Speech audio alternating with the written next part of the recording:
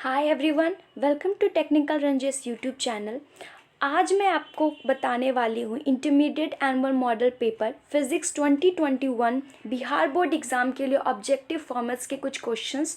तो आइए हम शुरू करते हैं। The first question is R दूरी से विलग दो इलेक्ट्रॉनों के बीच लगने वाला समानुपाती बल जो है वो समानुपाती होता है। The force acting between two electron separated by distance R is proportional to option A R, option B R square, option C R inverse 2 या ऑप्शन डी आर इनवर्स 1। तो इसका सही आंसर क्या होगा? R inverse 2। The second question is विद्युत flux का बीमीय सूत्र क्या होता है? The dimension formula for electric flux is option A M L square T inverse 3 I inverse 1, M L Q T inverse 3 I inverse 1, C M L square T Q I inverse 1 या option D M L Q T inverse 3 I. तो इसका सही जवाब क्या होगा? Option B M L Q T inverse 3 I inverse 1।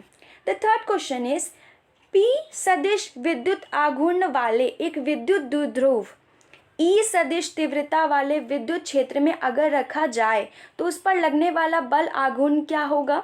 The torque experienced by an electric dipole moment P vector in a uniform electric field E vector is option A P vector into E vector, B P vector into E vector, C P vector plus E vector या option D P vector minus E vector। तो इसका सही जवाब क्या होगा? Option A P vector into E vector.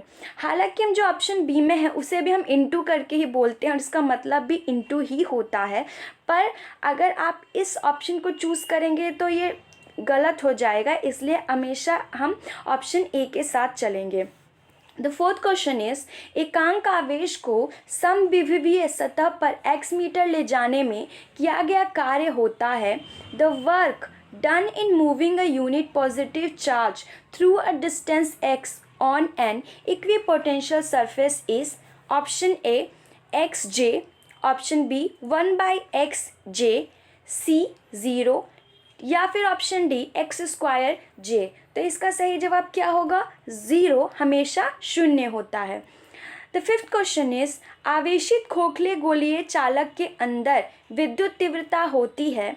The electric field intensity inside a charged hollow spherical conductor is option A sigma by epsilon naught, B epsilon naught into sigma, C शून्य यानी 0, option D epsilon not by sigma. तो इसका सही जवाब क्या होगा? इसका सही आंसर है ऑप्शन सी शून्य। छठा क्वेश्चन है एक चालक जिसकी धारिता 20 माइक्रोफेराड है को अगर 1000 वोल्ट तक आवेशित किया जाता है तो चालक की स्थितिज ऊर्जा क्या होगी? A conductor of capacity 20 microfarad is charge to 1000 volt, the potential energy of the conductor will be option A 20 into 10 to the power 4 joule, B 10 to the power 4 joule, C 20 into 10 to the power 3 यानी 10 cube joule या D 10 cube joule. तो इसका सही जवाब क्या होगा? Option B 10 to the power 4 joule. तो हम जानते हैं कि Q इज़ इक्वल टू होता है CV स्क्वायर बाई 2। तो अगर आप उस हिसाब से हम यहाँ पे सारी जितनी भी यूनिट्स हैं उनको बैठाएंगे तो 20 माइक्रोफेराड में हम जानते हैं कि 10 to the power minus 6 is equal to कितना होता है? 20 माइक्रोफेराड, और इनटू 1000 वोल्ट से हमें इसे मल्टीप्लाई करना है और ये कितना से डिवाइड होगा? 2 से। तो 2 से यहाँ पे पहले तो हमने 10, यहाँ पे 10 हो गया तो कितना हुआ? 10 इंटू जो हमने काटा 10 to the power minus 6 into 10 cube. यहाँ पे हम 1000 जो वोट है उसको 10 क्यू भी लिख सकते हैं। तो आप जानते हैं जब इन्वर्स होता है तो यानी किसके नीचे? 10 के नीचे यहाँ पे 1 by 1 to the power 10 to the power 6 होगा। तो हम अगर इसे काट दें तो हमारे पास बचेगा 10 टू द पावर 4 जूल। ये हमारा आंसर होगा 10⁴ joule. The 7th question is cell का ईएमएफ मापा जाता है। The EMF electromotive force of a cell is measured by option A voltmeter, option B potentiometer यानी विभव मापी से, सी एमीटर या डी वोल्टामीटर से। तो इसका सही जवाब क्या होगा? ऑप्शन बी पोटेंशियोमीटर से जो है वो इलेक्ट्रोमोटिव फोर्स को हम मापते हैं। The 8th question is Kirchhoff का धारा नियम किस राशि के संरक्षण सिद्धांत से संबंधित है? तो Kirchhoff's current rule is related to principle of conservation is momentum, संवेग से, एनर्जी ऊर्जा के साथ, आवेश चार्ज के साथ, या एंगुलर मोमेंटम कोणीय संवेग के साथ। तो इसका सही जवाब क्या होगा? ऑप्शन सी चार्ज के साथ, इलेक्ट्रॉनिक चार्ज के साथ इसका जुड़ा हुआ होता है।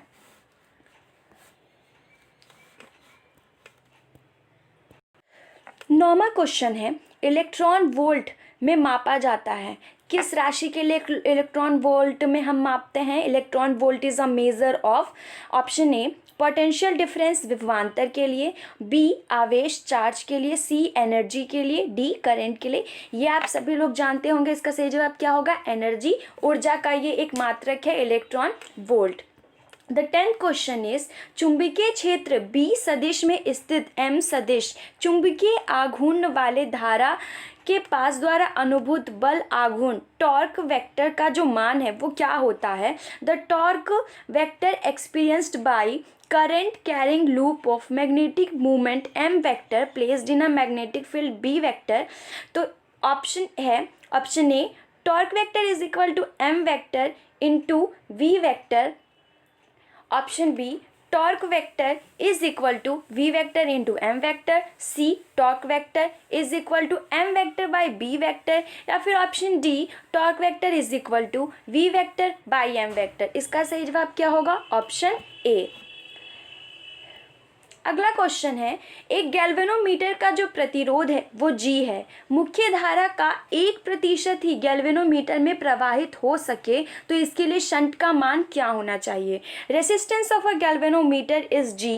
Shunt used eight allow 1% of the main current through the galvanometer is option A G/99, B G/90, G/100 या 99 G/100। तो इसका सही जवाब क्या होगा हमारे लिए? Option A G/99। अगला क्वेश्चन है किसी वृत्ताकार कुंडली में धारा प्रवाहित अगर की जाती है तो यदि कुंडली की त्रिज्या जो रेडियस है दुगनी कर दी जाए तो उसके केंद्र पर चुंबकीय क्षेत्र की तीव्रता का मान क्या होगा? कितना गुना हो जाएगा या क्या होगा? Current is flowing in a circular coil if the radius of a coil is double then the value of magnetic field intensity of its center will be। तो ये हो जाएगा हमारे लिए आधा। अगर रेडियस जो कॉइल की रेडियस है वो डबल्ड हो रही है तो इसकी वैल्यू मैग्नेटिक इंटेंसिटी जो है वो हाफ यानी आधी हो जाएगी। नेक्स्ट क्वेश्चन इज डायनेमो के कार्य का सिद्धांत किस पर आधारित है? The working of dynamo is based on option A heating effect of current धारा के ऊष्मीय प्रभाव पर, बी इलेक्ट्रोमैग्नेटिक इंडक्शन विद्युत चुंबकीय प्रेरण पर, सी इंड्यूस्ड मैग्नेटिज्म पर प्रेरित चुंबकत्व, या ऑप्शन डी इंड्यूस्ड इलेक्ट्रिसिटी प्रेरित विद्युत पर। इसका सही जवाब क्या होगा? ऑप्शन बी इलेक्ट्रोमैग्नेटिक इंडक्शन पर। ये बहुत ही इंपॉर्टेंट क्वेश्चन है। द नेक्स्ट क्वेश्चन इज स्वप्रेरकत्व का मात्रक है unit of self inductance is.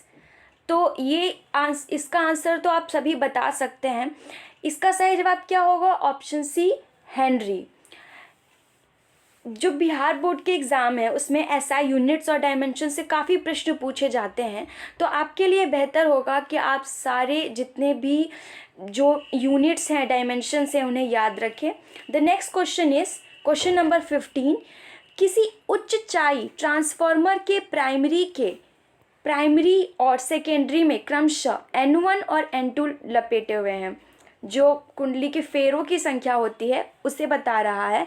तब ये जो रिलेशन है वो क्या बैठेगा, if N1 and N2 are number of turns in primary and secondary coil of a step up transformer then, तो इसमें से कौन सा ऑप्शन सही होगा, N1 is greater than N2, N2 is greater than N1, option C N1 is equal to N2 या फिर N1 इज इक्वल टू 0। तो इसका सही जवाब क्या होगा, option B N2 is greater than N1। लेकिन जब हम यहाँ पे हम स्टेप अप ट्रांसफार्मर की बात कर रहे हैं, लेकिन अगर यही क्वेश्चन आपके लिए अगर स्टेप डाउन ट्रांसफॉर्मर्स के लिए आ जाता तो यहाँ पे आप किस ऑप्शन को चूज़ करते, ये आप कमेंट बॉक्स में ज़रूर बताइए।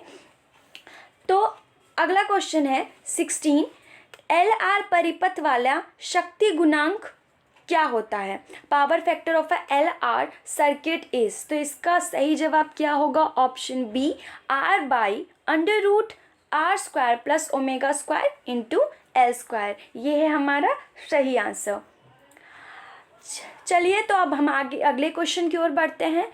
The next question is question number 17, किसी छोटे चुंबक के मध्य बिंदु से समान दूरी पर अक्षीय और निरक्षीय स्थिति में चुंबकीय क्षेत्र B सदिश के मान का अनुपात क्या होगा, the ratio of value of magnetic field B vector eight same distance from mid point of a small magnet at its axial and equatorial position is 2:1, 1:√2, √2:1 या फिर ऑप्शन डी 1:2। तो इसका सही जवाब होगा ऑप्शन ए 2:1। अगला प्रश्न है प्रश्न नंबर 18, पृथ्वी के चुंबकीय ध्रुव पर नमन कोण का मान क्या होता है, the angle of dip at magnetic pole of earth is, ये तो आप सभी को पता होगा और ये VVI क्वेश्चन भी है, 0 डिग्री, 90 डिग्री, 45 डिग्री, 180 डिग्री। तो इसका सही ऑप्शन क्या होगा, जवाब क्या होगा 90 डिग्री। अगला क्वेश्चन है क्वेश्चन नंबर 19, विद्युत चुंबकीय तरंग के संचरण की दिशा क्या होती है, the direction of transmission of electromagnetic wave parallel to E vector, parallel to V vector, parallel to V vector into E vector, और option D parallel to E vector into V vector. तो इसका सही जवाब क्या होगा, option D parallel to E into V vector. The next question is question number 20, किस कारण से हवा का बुलबुला पानी के अंदर चमकता नजर आता है, an air bubble inside water shines due to refraction अपवर्तन के कारण, रिफ्लेक्शन परावर्तन के कारण, या option C total internal reflection पूर्ण आंतरिक परावर्तन के कारण, या ऑप्शन डी डिफ्रेक्शन जो यहाँ पे है विवर्तन के कारण। तो इसका सही जवाब क्या होगा, option C total internal reflection के कारण हवा का बुलबुला पानी के अंदर चमकता नजर आता है, किसके कारण, पूर्ण आंतरिक परावर्तन के कारण।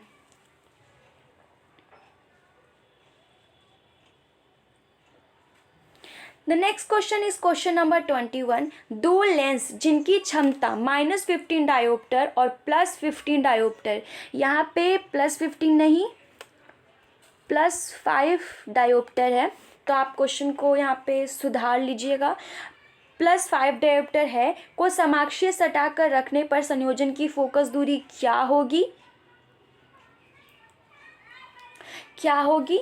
-10 सेंटीमीटर, 10 सेंटीमीटर, -20 सेंटीमीटर या फिर +20 सेंटीमीटर। इसका सही जवाब होगा -10 सेंटीमीटर, क्योंकि ये बिल्कुल सिंपल से इसका है, -15D प्लस जो 5D है उसको आप कर लीजिए सॉल्व, तो यहाँ पे क्या होगा, सीधा से इसका जवाब है -10 dioptre.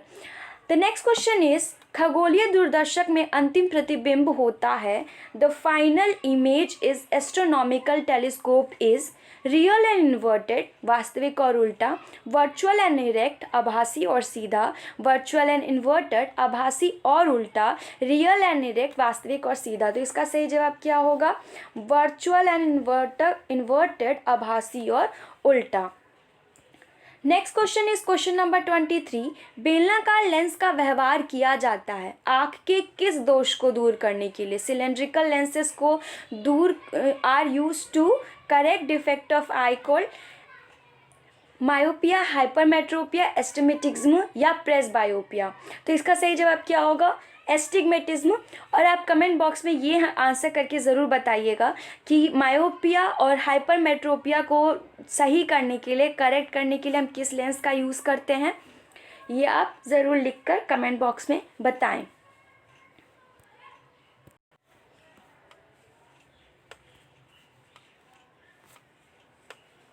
The next question is question number 24। प्रकाश के रेले प्रकीर्णन में प्रकीर्णित प्रकाश का परिमाण तरंग दैर्ध्य लैम्डा के किस रूप में समानुपाती होता है। In Rayleigh scattering of light the intensity of scattered light is proportional to the wavelength lambda in form of option A 1 by lambda square, option B 1 by lambda, option C 1 by lambda cube, option D 1 by lambda to the power 4। तो इसका सही जवाब क्या होगा, option D 1 by lambda to the power 4। Question number 25 is एक पतले film के रंगीन दिखने का कारण क्या होता है। ये भी एक इम्पॉर्टेंट क्वेश्चन है क्योंकि इससे हर साल प्रश्न ये मिलता जुलता ही पूछ ही लिया जाता है।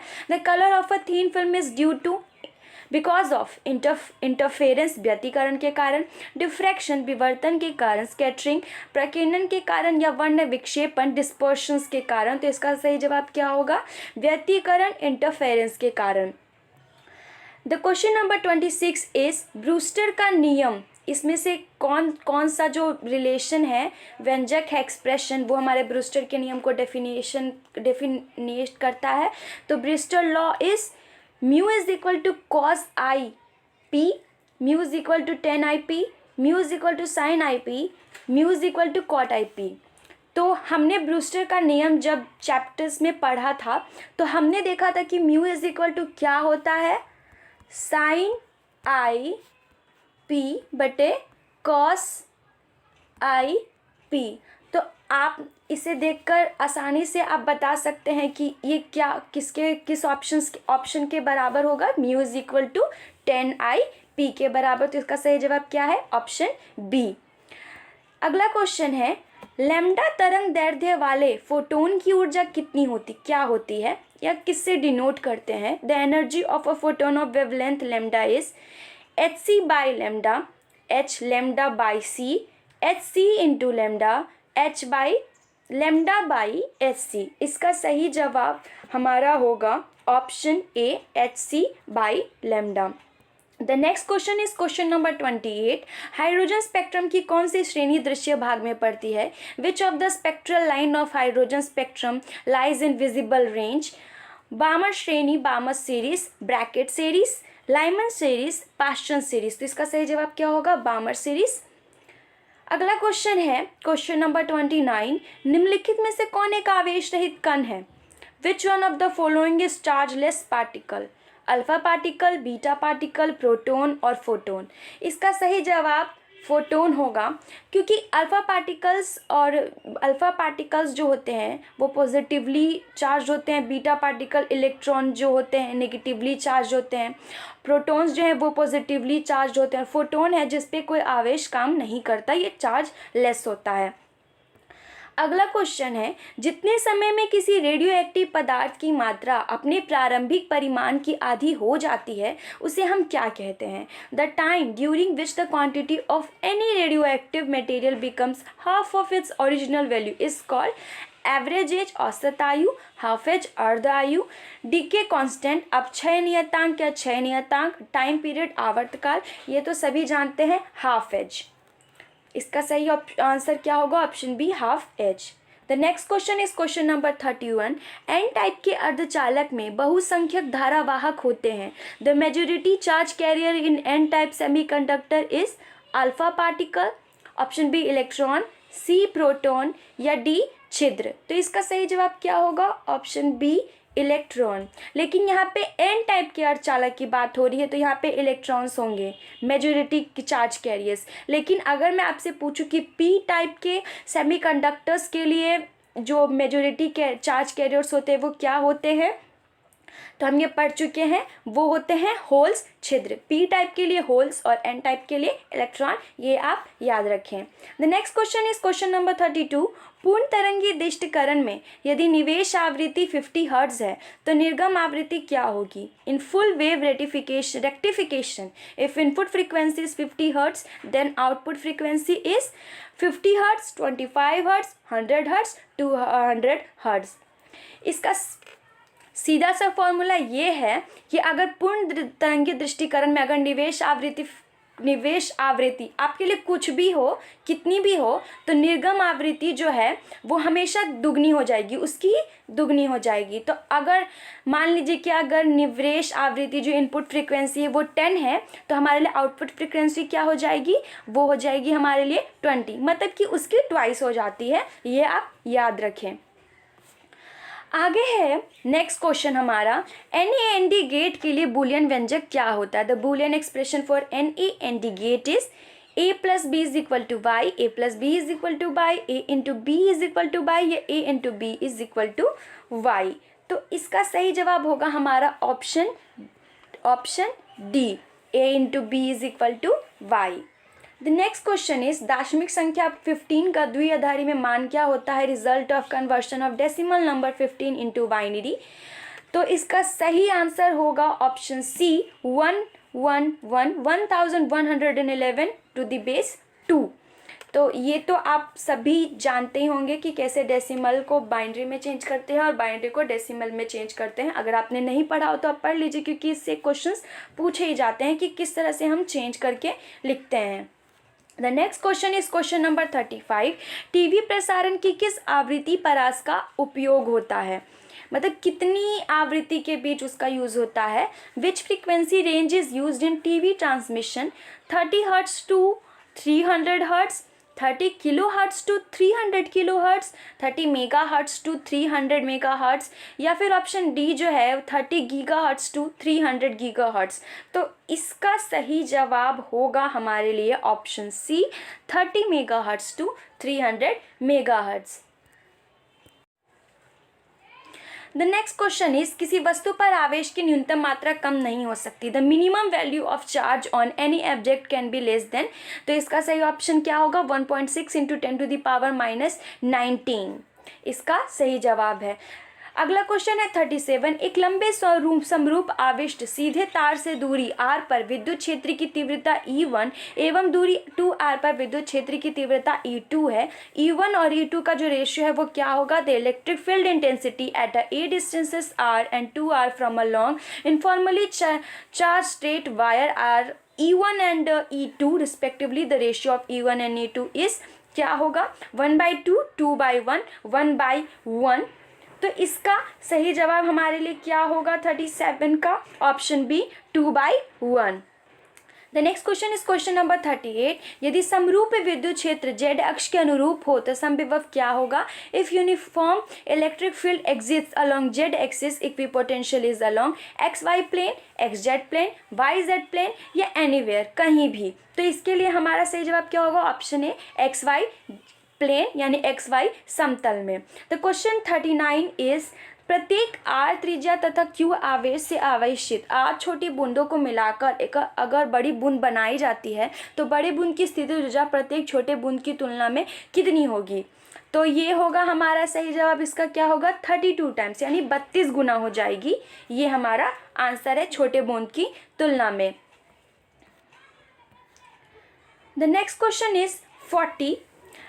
निम्न में से कौन सा पदार्थ संयोजक तार बनाने के लिए सर्वाधिक उत्तम है? Which one of the following is the best material for making connecting wires? Nichrome, tungsten, copper, manganese. तो इसका सही जवाब क्या होगा? Option C, copper. Next question is question number 41। Fuse तार किस पदार्थ से निर्मित होते हैं? तो इसका भी सही जवाब क्या होगा? कॉपर। ठीक है। द लास्ट क्वेश्चन जो हमारा है वो क्वेश्चन नंबर 42 है। 3 प्रतिरोधक जिनमें से प्रत्येक का प्रतिरोध R है भिन्न भिन्न तरीकों से संयोजित किए गए हैं, इनमें से कौन प्राप्त नहीं हो सकता? 3 resistance which are combined in various ways, which of the following can not be obtained? Option A 3R, option B 2r/4, option C r/3 या ऑप्शन डी 2r/3। तो इसका सही जवाब क्या होगा? 2r/4। तो ये था हमारा model paper in objective format जो हम आपके लिए लेकर आए हैं। तो आई होप आपको सारे ऑब्जेक्टिव समझ में आ गए होंगे, और जिनको आपको लगता है कि आपको उसको ज़्यादा पढ़ने की ज़रूरत है कुछ टॉपिक्स, तो आप फिर से रिवीजन कर सकते हैं। Thank you for watching.